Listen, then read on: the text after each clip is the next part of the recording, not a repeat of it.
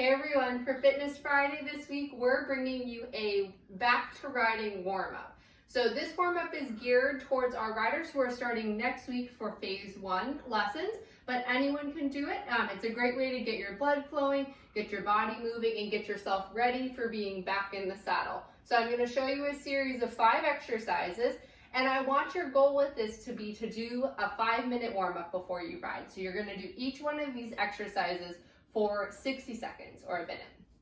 Okay, so our first exercise is arm circles. So this is exactly what it sounds.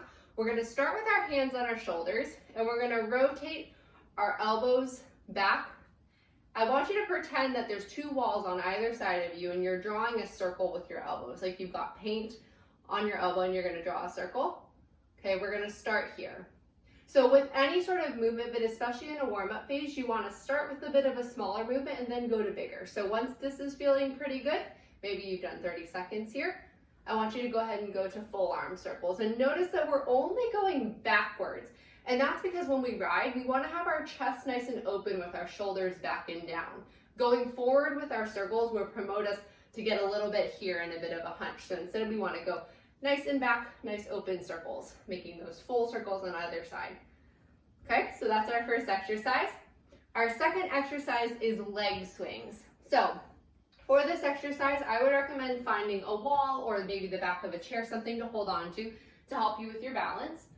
And basically we're going to do this on both sides. I want you to start by swinging forward and back. So again, we're starting small. And then as this feels comfortable, you can make the movement a little bigger. And you're really only going to your range of motion. And as I'm doing this, I'm trying to keep my core as stable as possible and letting the motion happen in my hips. So I don't want to be coming here when I'm swinging. Instead, I want to be coming up tall. And even if that means my leg is just moving a few inches, that's fine. It's just to get our hip flexors warmed up, get us nice and loose for the position that we will have when we sit on the horse. So you can do forward and back on both sides. So same thing here, forward and back, toes going forward, then heel coming straight back. And then you can also do a version of this going side to side. So for this, you're going to turn slightly side to side, or slightly so you're facing, I'm facing you guys, but you're going to have your leg go across and then open, cross and then open. So same thing, I'm making sure to really keep this stable, not letting a lot of wibble wobble happen. Pulling it nice and tall and letting the motion come from the hip.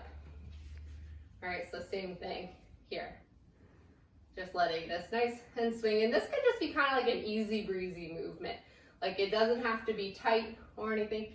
It's just like, imagine like that feeling of when you sit on a swing and you just let your body kind of move with the motion. Same thing here with your leg. So those are our leg swings.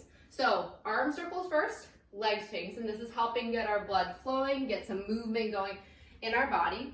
So our next exercise is bringing in a little bit more movement. This is our squat reach. So you're going to start with your feet hip distance apart, so like right under your hips, knees nice and bent, arms out to the side, and you're going to reach opposite hand to opposite foot. So I'm going to start with my right hand, reaching to my left foot.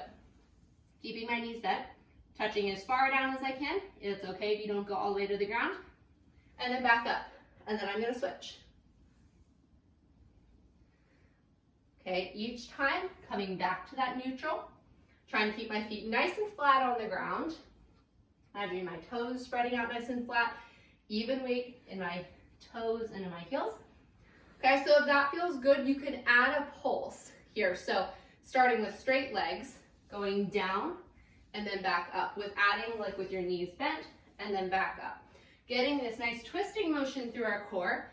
And it's also, if you add the bend, is starting to get your knees moving, kind of like a similar, like eventually what you're doing with posting, where you're going up and down, getting those joints moving.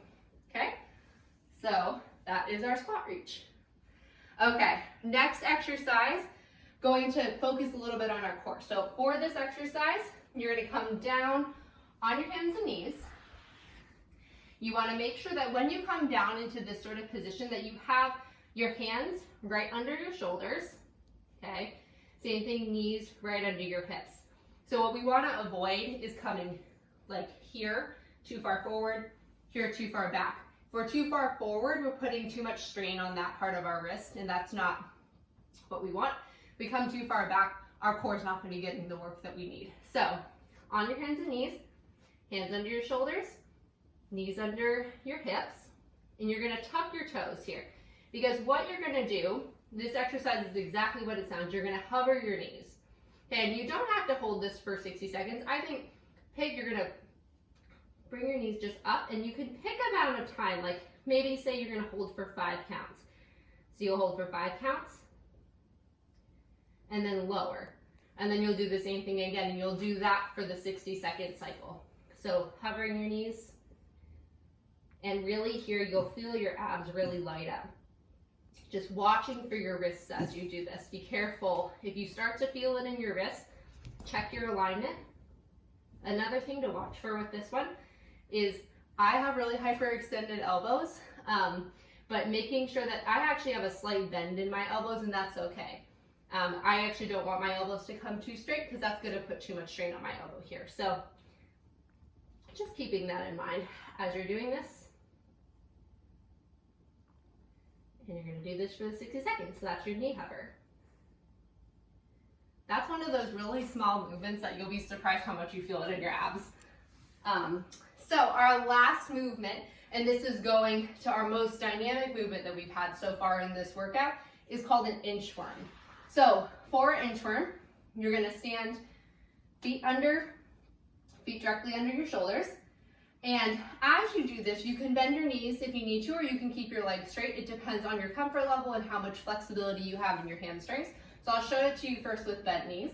So I'm going to bend my knees. I'm going to reach down towards the ground, put my hands flat on the ground. And then I'm going to inch my way out, walking my way all the way out to a plank.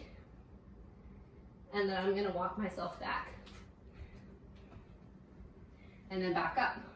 Okay, so you're coming again, bent knees, walk out, and then walk back up. So as this movement gets a little bit more comfortable, start slow, but then you can pick up your pace a little bit, and this will really help you get your blood flowing.